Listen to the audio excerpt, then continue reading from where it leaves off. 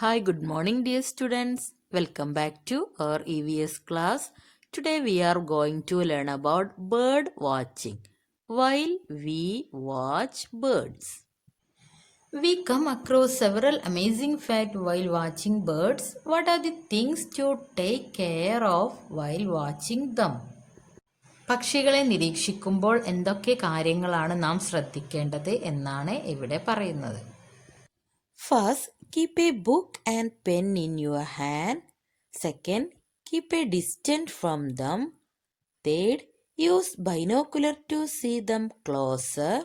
Fourth, wear eco-friendly colored clothing. Next, things to record in the notebook. When we watching birds, which things we have to record in our notebook?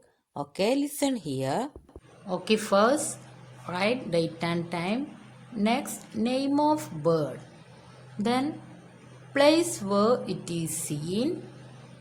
Next, peculiarities of the bird. Its beak, leg, color, tail, etc. November 12th, Bird Watching Day. Every year, the 12th November is observed as National Bird Watching Day to mark the birth anniversary of India's legendary ornithologist or Pakshi Nirikshakan Salim Ali. He referred to as the Birdman of India. Okay dears, have you seen this paperclip? Forest Department prepares nest for house sparrow. Angadi-kuruvi. On the basis of this, we celebrate March 20th World Sparrow Day.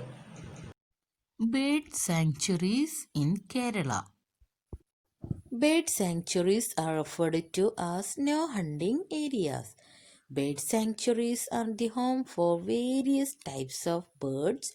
These are the perfect place where birds can be found in plenty. To protect birds and their species, bird sanctuaries are built.